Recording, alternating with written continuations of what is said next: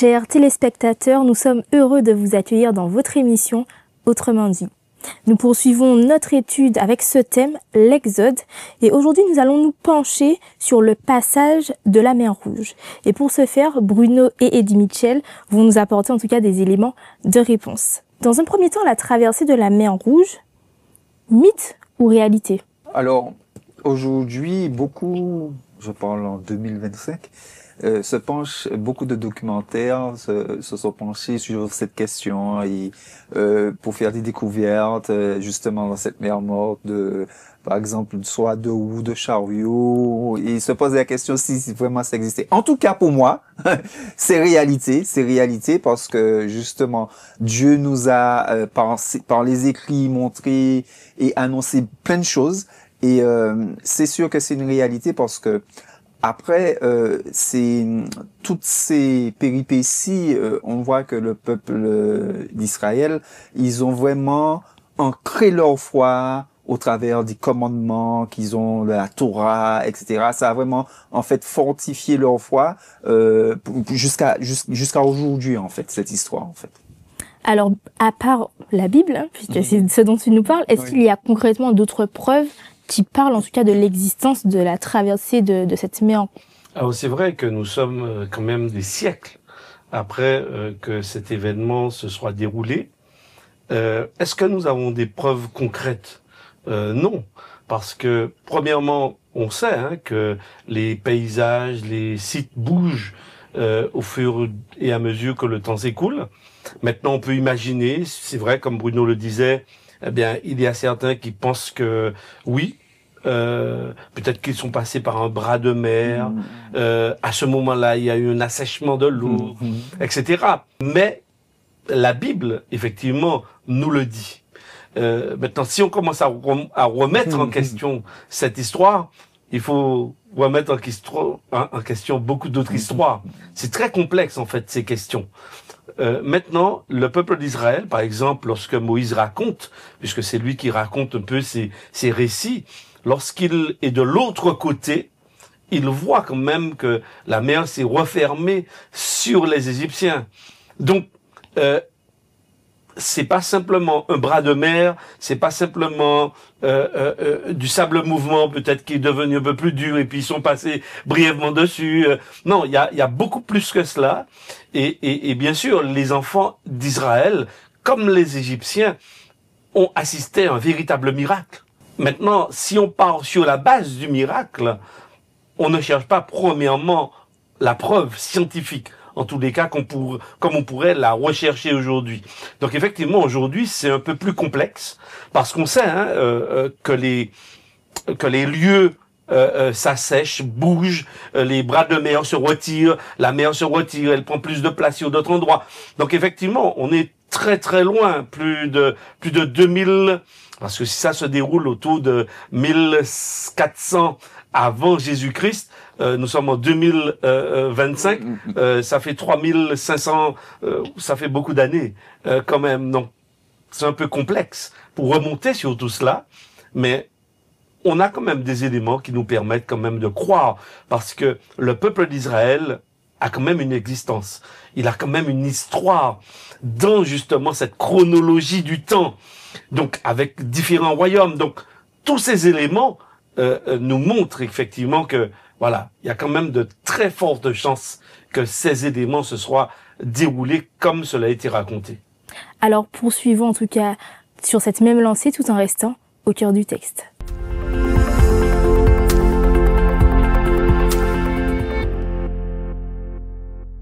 Qu'est-ce qui a amené le peuple, en tout cas d'Israël dont on a parlé, à traverser la mer Rouge? En fait, on va dire que c'est la compassion de Dieu, la miséricorde de Dieu, en fait. Parce que le texte nous dit que il y avait un autre chemin que celui-là. Mais justement, Dieu a choisi celui-là parce qu'il ne voulait pas que le peuple qui venait sortir d'Égypte, qu'il soit effrayé par les ennemis, par l'autre chemin qui était beaucoup plus court. Et en fait, là, c'est la préscience, la bonté de Dieu. Alors, et c'est amusant parce que on pourrait se dire, mais pourquoi Dieu les a conduits là? Et parfois, c'est la même question que nous nous posons dans notre vie. Pourquoi Dieu nous a conduits ici, en fait? Eh bien, ben oui, par rapport à ce que tu dis, j'ai envie de dire, bon, pourquoi en tout cas, ben, Dieu a permis que ce peuple, ben, ait encore, j'ai envie de dire, à passer par un chemin ben, qui était ben, pas évident du tout. On parle d'une mer, Oui. même si bon, ben, elle a été séparée. Tout à fait, mais plus que la mer, il y avait les Égyptiens C'est encore derrière eux. Et justement, nous voyons que Dieu est encore toujours dans sa pédagogie.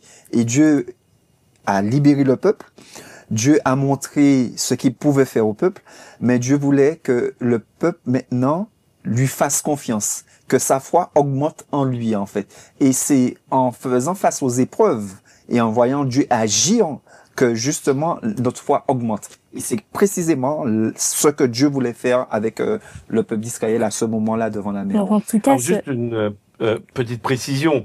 Dans Exode chapitre 13, par exemple, versets 17 et 18, qu'est-ce qui est dit?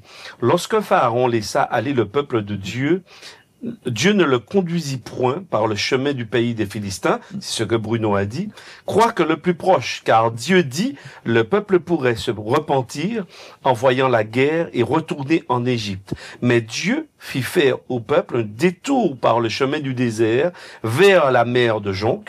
Les enfants d'Israël montèrent en armes hors du pays d'Égypte. Donc, on voit que Dieu est très attentionné, en fait. Par rapport à la condition du peuple. Oui, il y a un chemin beaucoup plus court. Mais quel est le risque? Les enfants d'Israël, ce ne sont pas des guerriers. oui, mais il aurait pu très bien, en tout cas, anéantir tous ses ennemis. Dieu, en fait, ne fonctionne pas comme cela. Dieu collabore avec nous. Et dans la marche avec lui, on apprend aussi à le connaître. Donc, tout ne vient pas avec un coup de baguette magique et tout s'aplanit. Non, il y a aussi une relation que Dieu veut tisser avec le peuple. Donc oui, il a un souci. Il veut pas les décourager. Mais il veut aussi leur permettre de prendre le meilleur chemin qui soit pour leur bien-être. Donc oui, c'est très intéressant parce que on ne comprend certainement pas le plan, mais Dieu, lui qui conduit, il connaît le plan et il prend le meilleur chemin pour que le peuple ne soit pas découragé. En tous les cas, c'est son intention. Oui, et par rapport à ce meilleur chemin, pour Dieu, ce qui compte justement, ce n'est pas la fin, mais c'est justement le chemin. Justement, le chemin qu'on fait avec lui et cette relation-là qu'on tisse. Et c'est ça et c'est pour ça que en cela, c'était le meilleur chemin pour Dieu, en fait. Oui, mais dans la réalité, quelle a été l'attitude, en tout cas, de ce peuple face à la mer Rouge? Est-ce qu'ils ont vraiment eu confiance en ce Dieu ou pas? Alors, il y a ce que Dieu sait. Dieu sait que c'est le meilleur chemin pour lui. Les enfants d'Israël, devant la mer Rouge, ne vont pas forcément constater que c'est le meilleur chemin pour eux. D'accord? Donc, oui, il y a toujours un décalage entre ce que Dieu sait. Parce que là, il y a une narration, il y a un récit. Donc, ceux qui vivent l'instant n'ont pas la plume de celui qui écrit après coup et qui dit, ben oui, Dieu savait que c'était le meilleur chemin et que le peuple est passé par là, etc. Non, ils vivent l'événement. Donc, quand on raconte quelque chose, il y a plein de choses que le narrateur connaît que celui qui le vit ne le connaît pas sur le coup. D'accord? Donc, effectivement, il faut bien le mettre en perspective par rapport à cela. Mais n'empêche que Dieu a quelque chose à dire. Dieu ne fait jamais rien pour rien. Pour le peuple d'Israël, mais aussi pour l'Égypte. Et Dieu choisit le meilleur chemin. Alors, quelle a été l'issue de ce meilleur chemin? Qu'est-ce qui s'est passé? Ce qui se passe aujourd'hui, quand nous nous retrouvons devant des situations, il nous disait, mais pourquoi Dieu a fait cela? Pourquoi Dieu m'a mis? C'est exactement, oui, c'est exactement la même chose. C'est exactement ça.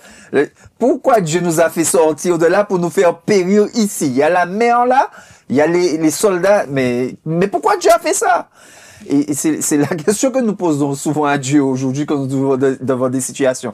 Et comme le disait Eddie, Dieu a besoin justement que nous puissions nous questionner, voir la situation et justement se reposer sur lui. Et c'est ce que Dieu voulait. Dieu voulait montrer au peuple d'Israël qui il était. Parce que le peuple a commencé à découvrir Dieu au travers des plaies, au travers de tout cela. Mais Dieu voulait se révéler réellement pour que le peuple puisse voir qui il est réellement. Qui est ce Dieu-là, en fait? Et Dieu s'est manifesté devant le peuple, en fait.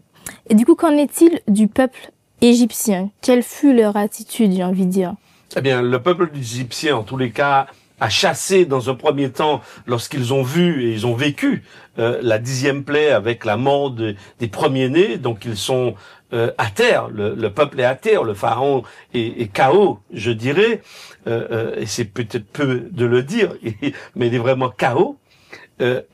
Et donc il laisse partir, il donne des biens, il donne de l'or, il donne des vivres, parce que en quelque part, bon, ils veulent plus que ce peuple soit là, parce que c'est la malédiction en quelque part. Ils amènent la poisse. Donc non, on veut plus. Allez, partez, adorez votre Dieu. C'est ce que dira d'ailleurs le pharaon au chapitre 13. Mais très vite, en tous les cas, ils vont voir que, après quelques jours, il y a un vide. Ils sont partis, d'accord, mais qui fait nos menus, nos besognes, les tâches ménagères, ce qui a à faire, ils sont où? Alors là, brusquement, ils vont se réveiller, et là, justement, le scénario va changer, et le pharaon va mettre en place une armée pour partir, justement, à la recherche de ce peuple dans le désert, et le pousser maintenant à retourner en Égypte. Donc là, on voit vraiment le conflit n'est pas totalement terminé. Il y a un sursaut de l'ennemi qui voit que Dieu enlève. Ça, c'est très symbolique aussi, hein, parce qu'il y a une deuxième lecture par rapport au livre de l'Apocalypse, par rapport à cet événement, ces deux temps, d'accord, où l'ennemi va finalement dire non, c'est pas fini. Il était KO, mais il n'est pas encore mort. Donc, il se réveille à nouveau, et là, il part à la poursuite du peuple d'Israël. Et là, on va voir une autre tragédie. Alors, une belle victoire, Ouais. mais aussi, comme la Pâque, qui est victoire, mais aussi tragédie pour ceux qui n'ont pas cru. Donc, la traversée de la mer Rouge, c'est aussi victoire, mais aussi tragique pour les Égyptiens une fois de plus. Et ce qui est touchant, en fait, dans cette histoire, c'est de voir, en fait, vraiment la dureté du cœur de Pharaon, parce que le peuple ils sont dans le deuil, en fait. Ils sont dans le deuil. Ils ont perdu leur premier-né. Et là, le pharaon décide de partir quand même derrière ce peuple, alors qu'il a vu Dieu prendre position pour ce peuple. Et ce que je disais qui est touchant, c'est que juste avant la traversée de cette mer, juste avant que Dieu ne permette à Pharaon et à son armée de poursuivre, ils étaient empêchés par le feu, en fait. Donc, là encore, ils avaient la possibilité de se dire, mais on pourra rien faire contre ce peuple. Ils voyaient le peuple, ils ne pouvaient rien faire. Et là encore, nous voyons quand le péché, et c'est pour ça que nous ne comprenons pas ce que le péché, quand le péché nous a enrobés, après nous sommes aveuglés, en fait. Nous sommes aveuglés. Est-ce que l'on peut dire que c'était la volonté de Dieu, en tout cas, que les Israélites soient rattrapés par les Égyptiens, puisque tout à l'heure on a parlé du fait que Dieu a permis que les Israélites passent par un chemin qui est difficile. Est-ce que ça aussi, ça faisait partie du plan, j'ai envie de dire? Alors, je ne dirais pas que ça faisait partie du plan. Les histoires de la Bible, elles nous enseignent que le fonctionnement humain a une logique. Et on va retrouver cette logique dans toute l'histoire humaine jusqu'à la fin. En fait, on peut lire aussi cette histoire, comme je le disais. Pharaon représente, par exemple, Lucifer. Moïse représente Dieu, d'accord, avec son peuple. Et il y a cette tension. Le peuple va sortir, le pharaon est KO, mais il n'est pas encore mort. Mais on peut voir aussi la libération. Lorsque Jésus reviendra, il prendra les rachetés. Mais il y aura aussi une seconde venue où le jugement sera exécuté. Donc, et quand Lucifer verra cela, qu'est-ce qu'il dira? On abdique? Tu disais qu'il voit le feu, etc. Non, il va pas abdiquer. Il va dire au contraire, voici le royaume que je vous ai préparé. Allons-y, prenons-le. C'est la même logique. En fait, ces logiques humaines nous révèlent en fait le caractère de l'adversaire de Dieu. Et en fait, plus on se laisse modelés par lui, plus en tant qu'être humain, nous reflétons le caractère de cet ange de lumière qui était ange de lumière, qui est devenu Lucifer, qui est devenu le diable. Eh bien, de la même manière, bien, ce conflit va se poursuivre d'une façon générale, d'une façon globale dans l'histoire de l'humanité. Donc oui, en fait, Dieu, quand il laisse se dérouler l'histoire, c'est pour qu'on la comprenne. C'est pas quelque chose que Dieu écrit d'avance et puis il nous pousse à rentrer dedans dans tous les sillons. Non, non, non. Il nous montre la logique humaine, la logique le péché a sa propre logique. Il faut qu'on le comprenne. Ouais. Lorsque l'homme a choisi de sortir du plan de Dieu, il est rentré dans une logique de mort. C'est pas Dieu qui fait. Il a sa propre logique. De la même manière, quand on suit Dieu, il y a aussi une logique de vie. Il y a une logique sur les deux chemins, et ces deux chemins sont en opposition. Qu'est-il en tout cas arrivé à ces Égyptiens qui ont poursuivi les Israélites? Ce qui devait arriver, c'est-à-dire que les Égyptiens voyaient un peuple. Or, ils ne voyaient pas en fait qu'il y avait un Dieu qui protégeait ce peuple. Donc forcément... Ils l'ont vu un peu. Mais bon, apparemment, c'était pas suffisant. Ouais. Et en fait, effectivement, ils ont voulu poursuivre le peuple et ils ont poursuivi le peuple jusqu'à... Ils ont même pas été impressionnés de voir que l'eau et de chaque côté que c'était séparé. Non, ils ont voulu suivre. Et c'est là que je dis que, et par rapport à ce que Eddie disait, que qu'on est entraîné dans cette logique de péché, on est aveuglé et on voit plus rien. On a un voile, comme Jésus disait, un voile qui nous empêche. Et là, justement, ils ont poursuivi et Dieu a refermé la mer sur l'armée et de Pharaon. Dieu aura toujours le dernier mot. Est-ce que Dieu savait que les Égyptiens les auraient poursuivis? Bien sûr qu'il le savait. Est-ce que c'était le souhait de Dieu? Pas du tout. Parce que dès le départ, Dieu a été parlementé avec Pharaon. Dès le départ. Et Dieu a été patient. Et c'est là que nous voyons que nous avons affaire à un Dieu d'amour. Mais à un moment, Dieu est obligé de faire des actions qu'on va dire douloureuse, mais toujours par amour en fait. Et là, justement, nous voyons que alors que Dieu aurait pu détruire le pays d'Égypte depuis bien longtemps, hein, il était patient avec eux. Et là, il fallait laisser le peuple partir finalement. Et Dieu a exercé son jugement en fait. Qu'est-ce qui différenciait les Égyptiens des Israélites? Je dirais que déjà, d'une façon générale, l'Égypte, c'est la gloire, c'est l'orgueil, c'est tout ce qui s'oppose en quelque part à Dieu, en tous les cas dans le texte que nous avons. Et de l'autre côté, on a un peuple que Dieu veut former. Et à l'intérieur de ce peuple, il y a aussi deux groupes. À l'intérieur de ce peuple, il y a ceux qui ont très peur. Il y a ceux qui marchent par la vue, vraiment, et puis il y a d'autres qui font confiance à Dieu. Alors, apparemment, il y a quand même un grand groupe qui fait confiance à Dieu. Mais la minorité a aussi un grand poids par rapport et influence le reste du peuple qui veut continuer à faire confiance à Dieu. Et quand, justement, ils voient ces Égyptiens, cette puissance, cette force qui arrive, ils prennent peur. Donc ça, c'est juste un peu avant la traversée de la mer. Ils prennent peur, ils crient. Et là, il y a quelque chose de particulier qui se passe, c'est que ils commencent à regretter la sortie d'Égypte. En fait, en quelque temps, ils regrettent. Pourquoi? Parce qu'ils voient le problème. Ils se disent, waouh, on est là, il y a des difficultés réelles autour d'eux, il y a la mer, il y a les montagnes, ils sont en fait dans un cul-de-sac. Et là, quand on est dans le cul-de-sac, on a fait confiance à Dieu, on a osé sortir d'Égypte, on a franchi cette étape, on se croyait libéré totalement, et on voit que la personne qu'on a laissée revient vers nous, on se dit, waouh, qu'est-ce qui va nous arriver maintenant? Donc, ils sont dans cet état. Ils se tournent, en fait, ils se tournent vers Moïse, et ils commencent à l'accuser, en tous les cas, certains.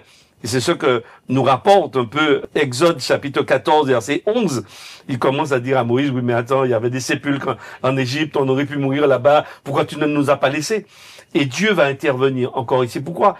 Par rapport à la question du départ, pourquoi Dieu les a conduits? ben, Dieu veut enseigner quelque chose. Dieu veut se révéler à eux. Dieu veut qu'ils apprennent véritablement à lui faire confiance en toutes circonstances, même lorsqu'ils ne voient que des obstacles autour d'eux. Parce que c'est ça, hein. Il n'y a que des obstacles. Mais dans les obstacles-là, entourés d'obstacles, Dieu leur demande de lui faire confiance. Est-ce qu'on ne peut pas dire que Dieu fait du favoritisme? Dieu donne à chacun la possibilité de prendre position.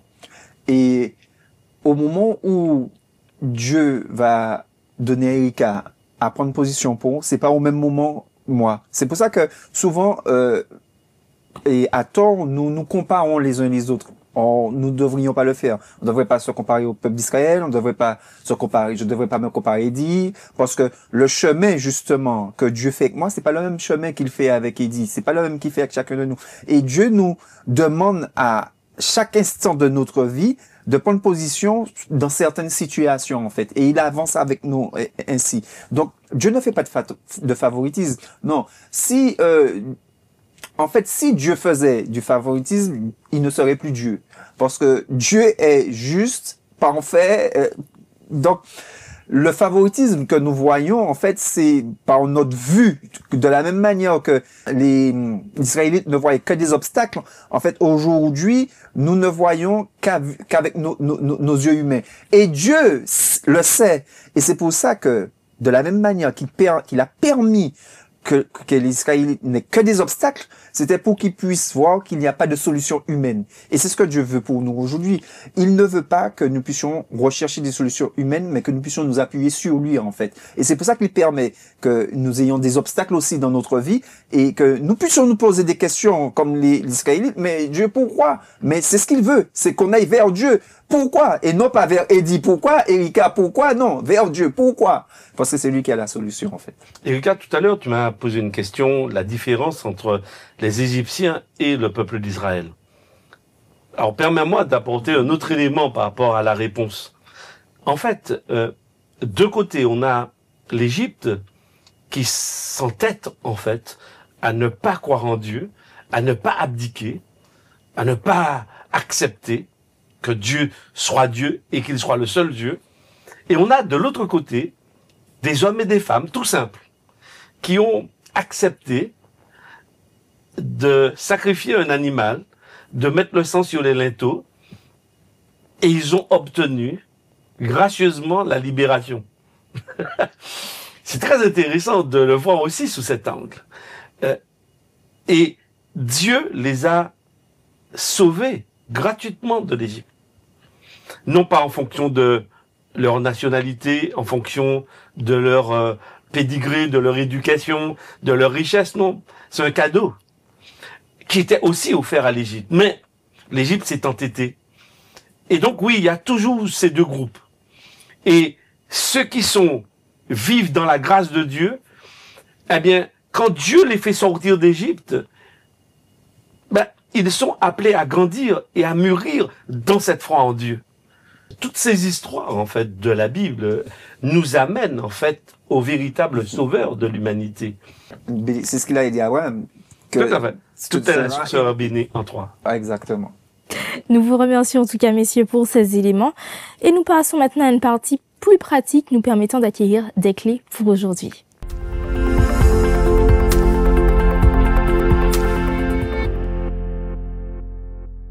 Peut-on dire, en tout cas à certains moments de notre vie, que tout comme cette histoire que nous avons vue, que Dieu choisit de nous faire passer par des sentiers qui sont difficiles?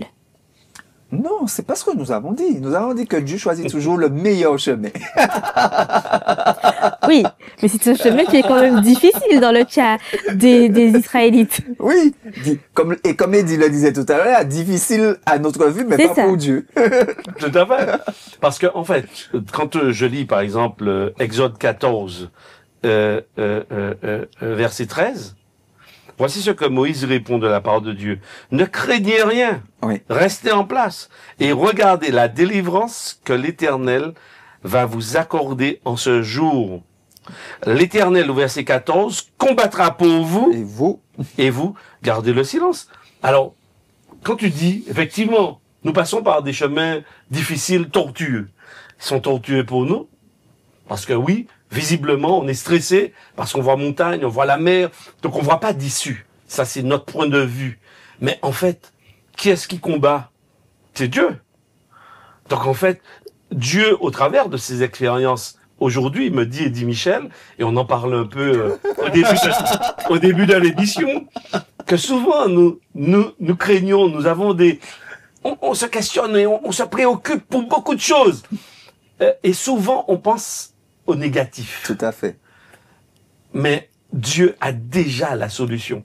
Et c'est vrai que j'ai vécu une expérience vraiment extraordinaire avec Dieu, mais en lien avec tout ce qu'on étudie là. Oui, apprendre à faire confiance à Dieu. Quand on fait confiance à Dieu, la solution est déjà là. Mais nous, on voit l'obstacle. Tout à fait. Et donc, en fait, aujourd'hui, de façon pratique, c'est vraiment prendre Dieu au mot. Et c'est ce que Dieu nous demande. Hein. Prenez-moi au mot. Maintenant, vous aurez beau philosopher, faire tout ce que vous voulez. Si vous me prenez pas au mot, vous verrez pas le miracle. Prenez-moi au mot et le miracle est là. Il est déjà là.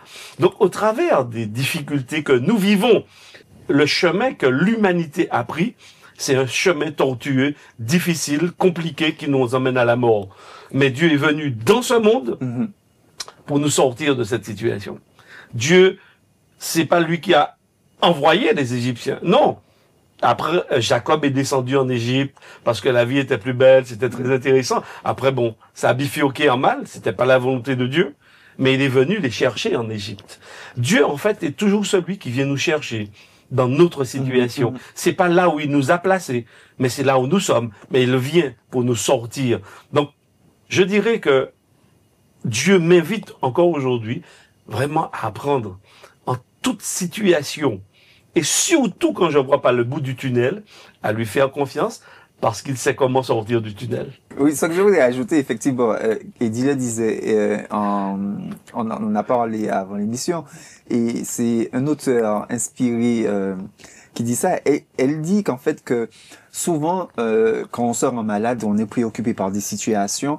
Elle disait que 75% des choses pour lesquelles on se rend malade ne vont jamais arriver. Et effectivement, parce que nous pensons toujours le pire. Et en termes pratiques, c'est ce que j'essaie de faire aujourd'hui. C'est-à-dire, quand je me retrouve dans une situation, je me dis, OK, Bruno, 75% ne vont pas arriver. Je laisse Dieu gérer. Je laisse Dieu gérer. Mais c'est vrai que c'est pas facile. C'est pas facile, mais c'est dans cette école-là que nous sommes. Et je pense que nous avons un bon prof. C'est Dieu. Et Dieu nous aide justement à lui faire confiance, justement, pour que nous puissions progresser et puis arriver quand on se trouve face à une épreuve, à quelque chose de vraiment compliqué, se dire, Seigneur, je vois pas, je te fais confiance. J'avance. Garder le silence et regarder comment. Ça veut dire c'est vraiment une foi totale. Ouais. Et cette foi, elle s'apprend pas du jour au lendemain, elle s'apprend au fur et à mesure, parce que on ne peut lâcher prise que quand on connaît la personne. Ouais, tout à fait. Sinon, c'est pourquoi je disais tout à l'heure, il faut vraiment passer maintenant à la pratique avec Dieu et dans des petites choses, au fur et à mesure, dans des petites choses, et cela va nous permettre aussi d'être beaucoup plus forts dans les plus grandes. Et chanter le cantique de Moïse et de Marie. Parce que c'est cela. Parce que la délivrance que Dieu a opérée, et il est question après qu'ils chantaient, c'est ce chant-là que nous allons chanter aussi après avoir souffert ici sur terre, en fait. C'est ce chant-là, c'est le même chant de délivrance. C'est le chant de joie, d'embrasser la vie éternelle à laquelle Dieu nous appelle, en fait. Oui. C'est vrai que les coups font mal, c'est difficile, le chemin est tortueux, il est vrai.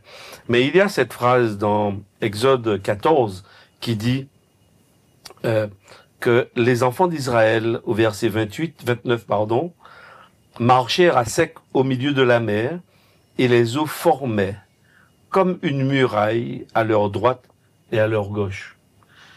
Ça me rappelle aussi le texte d'Ésaïe 43 qui dit effectivement que vous traverserez des fleuves, ils ne vous submergeront point.